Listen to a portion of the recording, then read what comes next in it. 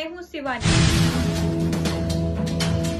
ನಾನು Girish Vijayakumar Patil ward number 29ರ ಮಹಾನಗರ ಪಾಲಿಕೆ ಸದಸ್ಯ. ಇವತ್ತಿನ ದಿವಸ ನಾವು DC ಆಫೀಸ್ಗೆ ಬಂದು ಒಂದು ಮನವಿ ಕೊಟ್ಟಿವಿ. ನಮ್ಮ ವಾರ್ಡ್ನಾಗ ಒಂದು ಕಾಮಗಾರಿ ನಡೆದದ. ಎಲ್ಲಪ್ಪ ಅಂದ್ರೆ ಇದು ಬಾಲ್ಕೋಟ್ ರಸ್ತೆ ರೈಲ್ವೆ ಬ್ರಿಡ್ಜ್ ಮೇಲಿನ ಸರ್ವಿಸ್ ರಸ್ತೆ. ಇದರದ್ದು ಕೆಲಸ ನಡೆದದ. ಇದಕ್ಕೆ ಸುಮಾರು 57,50,000 ರೂಪಾಯಿದು ಒಂದು ಟೆಂಡರ್ ಕರೆದಾರ. ನಾವು ಅವ್ರಿಗೆ ಹೇಳಿದೀವಿ ಇದು ಕ್ವಾಲಿಟಿ ವರ್ಕ್ ಆಗೋದಿಲ್ಲ, ಇದನ್ನು ಎಸ್ಟಿಮೇಟ್ ಮಾಡಿ ರೀಟೆಂಡರ್ ಮಾಡಿರಿ ಅಂತೇಳಿ. ನಾವು ಕೇಳಿದ ಮೇಲೆ ಇಲ್ಲ ಅದನ್ನು ಬರೋದಿಲ್ಲ, ನಾವು ಏನು ಹಿಡಿದೀವಿ ಎಸ್ಟಿಮೇಟ್ ಇದ್ರ ಪ್ರಕಾರ ನಾವು ಕೆಲಸ ಮಾಡ್ತೀವಿ ಅಂದರು. ಕೆಲಸ ಸ್ಟಾರ್ಟ್ ಮಾಡಿದರು. ಯಾವುದೇ ರೀತಿ ನಮಗೆ ಇಂಟಿಮೇಷನ್ ಮಾಡಲಿಲ್ಲ. ಕೆಲಸ ಸ್ಟಾರ್ಟ್ ಮಾಡಿದ್ಮೇಲೆ ನನಗೆ ಗೊತ್ತಾದ್ಮೇಲೆ ನಾವು ಹೋಗಿ ಕೆಲಸ ಸ್ಟಾಪ್ ಹಿಡಿಸಿದೆ.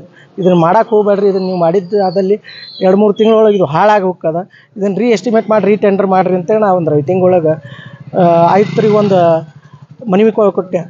ಅದು ಕೊಟ್ಟಾದ್ಮೇಲೆ ಅದಕ್ಕೆ ಪ್ರತಿ ಉತ್ತರ ಇನ್ನೂ ತನಕ ನನಗೆ ಬಂದಿಲ್ಲ. ಪ್ರತಿ ಉತ್ತರ ಬರದೇ ಇರೋ ಕಾರಣ ನಾನೇನು ಮಾಡಿದೆ, ಮತ್ತೆ ಕೆಲಸ ಸ್ಟಾರ್ಟ್ ಆಗಿತ್ತು, ಹೋಗಿ ನಾನು ಮತ್ತೆ ಕೆಲಸ ಬಂದು ಹಿಡಿಸಿದೆ. ಕೆಲಸ ಬಂದು ಹಿಡಿಸಿದ್ಮೇಲೆ ನನಗೆ ಆಯುಕ್ತರ ಕಡೆಯಿಂದ ಕರೆ ಬರ್ತದೆ. ಕರೆ ಬಂದು ಅವ್ರು ಹೇಳ್ತಾರೆ, ನೀವೇನಾದರೂ ಕೆಲಸ ನಿಲ್ಲಿಸಿದ್ದಲ್ಲಿ ನಿಮ್ಮ ಮೇಲೆ FIR ಮಾಡ್ತೀವಿ ಅಂತೇಳಿ. FIR ಮಾಡ್ಲಿಕ್ಕೆ ನಾನು ಕೆಲಸ ನೀಟಾಗಿ ಕೆಲಸ ಮಾಡಿರಿ ಅಂತ ಹೇಳೋದು ನಂದೇನು ತಪ್ಪ? ಇದು ಜನರ ಟ್ಯಾಕ್ಸ್ ಕಟ್ಟಿದ್ದ ದುಡ್ಡಲ್ಲೇ ಕೆಲಸ ಹಾಳಾಗತ್ತೆ. ಇದನ್ನು ಹಾಳಾಗಬಾರ್ದು, ಇದನ್ನು ಉತ್ತಮ ರೀತಿಯಲ್ಲಿ ಕೆಲಸ ಆಗ್ಬೇಕಂತೇಳಿ ನಮ್ಮ ಉದ್ದೇಶ. ಇದನ್ನು ಎಸ್ಟಿಮೇಟ್ ಮಾಡಿ ರೀಟೆಂಡರ್ ಮಾಡಲಿಲ್ಲ ಅಂದರೆ ಇದು ಕಳಪೆ ಕಾಮಗಾರಿ ಅಂಥೇಳಿ ಇದು ಆಗುತ್ತೆ. ಜಿಲ್ಲಾಧಿಕಾರಿ ಭೇಟಿಯಾಗಿರಿ? ನಾವು ಜಿಲ್ಲಾಧಿಕಾರಿ ಕಚೇರಿಗೆ ಬಂದು ಮನವಿ ಕೊಟ್ಟಿವಿ.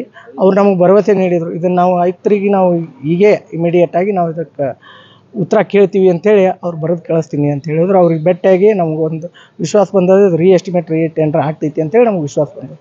ಅದು ಏನು ಕೆಲಸ ನೀವು ಹೇಳಕತ್ತಲ್ಲ 50 ಲಕ್ಷ ರೂಪಾಯಿ ಅಂತೇಳಿ, ಅದು ಎಷ್ಟು ಕೋಟಿ? 1 ಕೋಟಿ ಅಂತ ಕೇಳ್ತೀವಿ. ಅದನ್ನು ಎಸ್ಟಿಮೇಟ್ ಮಾಡಬೇಕು. ಇವರು ಸಂಪೂರ್ಣವಾಗಿ ಭಾರಿ ಗಾತ್ರದ ವಾಹನಗಳು ತಿರುಗಾಡ್ತಾವೆ ಅಲ್ಲಿ. ಸರ್ವೇ ಸಾಮಾನ್ಯವಾಗಿ ಬೆಳಿಗ್ಗೆಯಿಂದ ರಾತ್ರಿವರೆಗೂ ಸರ್ವೇ ಸಾಮಾನ್ಯವಾಗಿ ಭಾರಿ ಗಾತ್ರದ ವಾಹನಗಳು ತಿರುಗಾಡ್ತಾವೆ. ಅದಕ್ಕೆ ನೀವು ಏನು ಬೇಕು ಗ್ರೇಡಿಯೇಷನ್ ಅದನ್ನು ಸರಿಯಾದ ರೂಪದಲ್ಲಿ ಹಿಡಿದು ನೀವು ಮಾಡಿದ್ರೆ ಒಳ್ಳೇದಾಗತ್ತೆ ಅಂಥೇಳಿ ನಮ್ಮದು ಇಲೆಕ್ಷನ್ ಮುಂಚೆ ಆಗಿತ್ತು ಅಥವಾ ಸ್ಯಾಂಕ್ಷನ್ ನಮ್ಮ ಇಲೆಕ್ಷನ್ಗಿಂತ ಮುಂಚೆ ಆಗ್ಯದ. ನಾವು ಉಪಚುನಾವಣೆಯಲ್ಲಿ ಹರೀಶ್ ಬಂದು 2 ತಿಂಗಳಾಯಿತು, ಹಿಂದಾಗ್ಯದ. ಅದಕ್ಕೆ ನಾನು ಅದನ್ನು ಎಸ್ಟಿಮೇಟ್ ಕಾಪಿ ತರಿಸಿ ನೋಡಿದಾಗ ನನ್ನ ಗಮನಕ್ಕೆ ಬಂತು ಇಷ್ಟರೊಳಗೆ ಇದು ಆಗೋದಿಲ್ಲ ಕೆಲಸ ಅಂತೇಳಿ. ನಾ ಇಂಜಿನಿಯರ್ಸ್ ಜೊತೆ ಚರ್ಚೆ ಮಾಡಿದೆ. ಇಂಜಿನಿಯರ್ಸ್ ಜೊತೆ ಚರ್ಚೆ ಮಾಡಿದಾಗ ಇಂಜಿನಿಯರ್ ಕಡೆಯಿಂದ ಬಂತು, ಇಲ್ಲ ಸರ 1 ಕೋಟಿ ಒಳಗೆ ಆಗಬೇಕಾಗಿತ್ತು, ಕಡಿಮೆ ಒಳಗೆ ಮಾಡಿರಿ ಅಂತೇಳಿ ಒತ್ತಡ ಬಂದಾಗ ನಾನು ಅದನ್ನು 57 ಲಕ್ಷಕ್ಕೆ ತಂದು ನಿಲ್ಲಿಸಿವಿ ಸರ ಅಂತೇಳಿ ಅವ್ರು ಹೇಳಿದರು. ಇದನ್ನು ಎಸ್ಟಿಮೇಟ್ ಮಾಡಿ ಒಂದು ಮಾಡೋದಿತ್ತಂದ್ರೆ ಎಸ್ಟಿಮೇಟ್ ಮಾಡಿ ರೀಟೆಂಡರ್ ಮಾಡಿ ವಾಪಸ್ ಪ್ರಕ್ರಿಯೆ ಸ್ಟಾರ್ಟ್ ಮಾಡಿರಿ. ಒಂದು ಇಲ್ಲ ಅಂದ್ರೆ ಅದನ್ನು ಹಾಗೆ ಬಿಡ್ರಿ. ಸುಮ್ಮನೆ 57 ಲಕ್ಷ ಅಂದ್ರೆ ಸಣ್ಣ ಅಮೌಂಟ್ ಅಲ್ಲ, ಇದನ್ನು ಹಾಳು ಮಾಡ್ದಂಗೆ ಆಕೈತಿ. ನೀವು ಇದು ಆಯುಕ್ತರ ಗಮನಕ್ಕಿದೆ? ಆಯುಕ್ತರ ಗಮನಕ್ಕಿದೆ. ಆಯುಕ್ತರ ಮಾತಾಡೀನಿ ಸರ್. ನಾನಾಗೆ ಖುದ್ದಾಗಿ ಅವ್ರ ಸೈಟಿಗೆ ಬಂದು ಸೈಟನ್ನು ವಿಸಿಟ್ ಮಾಡ್ಯಾರ, ಖುದ್ದಾಗಿ ಮಾತಾಡೀನಿ. ಎಲ್ಲ ನಮ್ಮ ಸಂಘಟಕರು ಇದ್ರು ಅವಾಗ. ನನಗೆ ಅವರು ಇವತ್ತು ಕರೆ ಮಾಡಿ ನನಗೆ ನೀವು FIR ಮಾಡ್ತೀನಿ ನಿಮ್ಮ ಮೇಲೆ ಅಂದಮೇಲೆ ನಾನು DC ಅವ್ರಿಗೆ ಬಂದು ಕಮಿಷನರ್ ಅವ್ರು ಈ ಕೆಲಸ ನೀವೇನಾರೇ ನಿಂದ್ರಿಸಿದ್ದೇ ಆಯಿತು ಅಂದ್ರೆ ನಿಮ್ಮ ಮೇಲೆ FIR ಮಾಡ್ತೀನಿ ಅಂತ. ನಾನು ವಾರ್ಡ್ ರಿಪ್ರೆಸೆಂಟೇಟಿವ್ ಆಗಿ ವಾರ್ಡಿನ ಮೊದಲನೇ ಪ್ರಜೆಯಾಗಿ ನಾನು ಅದ್ರ ಬಗ್ಗೆ ಮಾಹಿತಿ ಕೇಳೋದು ನನಗೆ ಹಕ್ಕದ. ಅದಕ್ಕೆ ನಾ ಮಾಹಿತಿ ಕೇಳಕ್ಕೆ ಹೋಗಿ ಇದನ್ನು ಕೆಲಸ ನಿಲ್ಲಿಸಿ ವಾಪಸ್ ಎಸ್ಟಿಮೇಟ್ ಮಾಡಿ ರೀಟೆಂಡರ್ ಮಾಡಿರಿ, ಆದಷ್ಟು ತುರ್ತಾಗಿ ಮಾಡಿರಿ ನೀವು ಕೆಲಸ ಅಂಥೇಳಿ ನಾವು ಭೇಟಿ ಆಗಕ್ಕೆ ಹೋದಾಗ ಅವ್ರು ಏನಾರೇ ನೀವು ಹೋಗಿ ಭೇಟಿಯಾಗಿ ಕೆಲಸ ಬಂದು ಹಿಡಿಸಿದ್ರೆ ನಿಮ್ಮ ಮೇಲೆ ಕಂಪ್ಲೇಂಟ್ ಮಾಡ್ತೀನಿ, FIR ಮಾಡ್ತೀನಿ ಅಂತ ಆಯುಕ್ತರು. ಫೋನ್ ಮುಖಾಂತರ ರೆಕಾರ್ಡಿಂಗ್ ನನ್ನ ಹತ್ರ ರೆಕಾರ್ಡಿಂಗ್ ಇಲ್ಲರಿ, ಇದು ಫೋನ್ ಮುಖಾಂತರ ನನಗೆ ಇದೇನು ಕಳಪೆ? ನೀವು ನಿಮ್ಮ ಅನಿಸ್ ಪ್ರಕಾರ ಇದು ಕಳಪೆ ಕಾಮಗಾರಿನೇ ಆಗ್ತಾ ಇರೋದು. ಅದಕ್ಕೆ ನಗರ ಶಾಸಕರ ಗಮನಕ್ಕಿದೆ? ಇದು ನಗರ ಶಾಸಕರ ಗಮನಕ್ಕೂ ಇಲ್ಲ, ತೊಗೊಂಬಂದಿಲ್ಲ. ಇದನ್ನು ನಾವು ನಗರ ಶಾಸಕರ ಗಮನಕ್ಕೆ ನಾವು ತೊಗೊಂಬರ್ಬೇಕು. ನನ್ನ DC ಅವ್ರಿಗೆ ಕೊಟ್ಟು ನಗರ ಶಾಸಕರಿಗೆ ನಾವು ಅದ್ರ ಬಗ್ಗೆ ಮಾತಾಡ್ತೀವಿ. ಈಗ ಅವ್ರು ಕೆಲಸಕ್ಕೆ ಪ್ರಾರಂಭ ಮಾಡ್ಯಾರ? ಕೆಲಸ ಪ್ರಾರಂಭ ಮಾಡ್ಯಾರ. ನಮ್ಮ ಆಗ್ರಹ ಏನು, ಕೆಲಸ ಇಲ್ಲಿಗೆ ನಿಂದ್ರಿಸಿ ವಾಪಸ್ ಎಸ್ಟಿಮೇಟ್ ಮಾಡಿ ರೀಟೆಂಡರ್ ಮಾಡ್ಬೇಕಂತ ನಮ್ಮ ಆಗ್ರಹ. ಈಗ ಕೆಲಸ ಅವ್ರು ಸ್ಟಾಪ್ ಮಾಡಿಲ್ಲ ಅಂದ್ರೆ ಹೆಂಗೆ? ನೀವು ಮುಂದೆ ಹೋಗಿ ಏನು ಮಾಡ್ತೀವಿ? DC ಅವ್ರಿಗೆ ನಾವು ಕೊಟ್ಟಿವಿ ಮನವಿ, ಅವ್ರು ಅದನ್ನು ಕೆಲಸ ಮಾಡಲಿಲ್ಲ ಅಂತಂದ್ರೆ ನಮ್ಮ ವಾರ್ಡಿನ ಕಾರ್ಯಕರ್ತರು ಅದಾರ, ವಾರ್ಡಿನ ಹಿತೈಷಿಗಳು ಅದಾರ, ಅವರೆಲ್ಲರೂ ಬಂದು ನಾವು DC ಅವ್ರಿಗೂ ಭೇಟಿ ಆಗ್ತೀವಿ. ನಾಳೆ ಆಯುಕ್ತರ ಆಫೀಸ್ಗೂ ನಾವು ಹೋಗಿ ಮುತ್ತಿಗೆ ಹಾಕ್ತೀವಿ.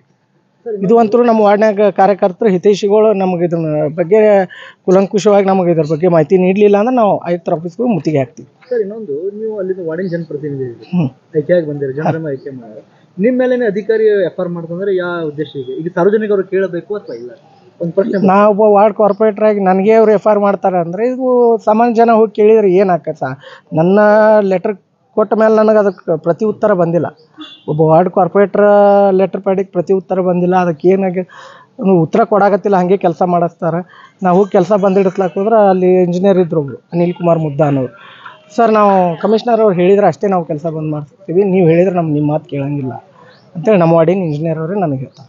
ಈಗ ನೀವು ಅಂತೀರಿ ಈಗ ಅಧಿಕಾರಿಯಿಂದ ಗುಂಡಾಶಾಹಿ ನಡೆಯುತ್ತೆ ಅಂತ ಹೇಳಿ ಈಗ ನಡೆದ ಸರ್ ನಡೆದು ಮತ್ತು ಫೋನ್ ಹಚ್ಚಿ ಎಫ್ ಐ ಆರ್ ಮಾಡ್ತೀನಿ ಇದು ಮಾಡ್ತೀನಿ ಅಂದಮೇಲೆ ಏನಿದು ನಾವೇನು ಕೇಳೋ ಹಕ್ಕು ನಮಗೆ ಇಲ್ಲೋ ಏನು ಅಂತ ನನಗೆ ಅರ್ಥ ಆಗೋದಿಲ್ಲ. ಈಗ ಅದಕ್ಕೆ ಭೂಮಿ ಪೂಜೆ ಮಾಡಿ ಸ್ಟಾರ್ಟ್ ಮಾಡಬೇಕಾಗಿತ್ತು. ಕೆಲಸ ಸ್ಟಾರ್ಟ್ ಮಾಡಿದ್ರೆ ಡೈರೆಕ್ಟ್ ಸ್ಟಾರ್ಟ್ ಆಗ್ಯದ. ಮತ್ತು ನನ್ನ ಹಕ್ಕು ಚ್ಯುತಿ ಮಾಡುವ ಕೆಲಸ ಮಾಡ್ಲಾಕತ್ತಾರ.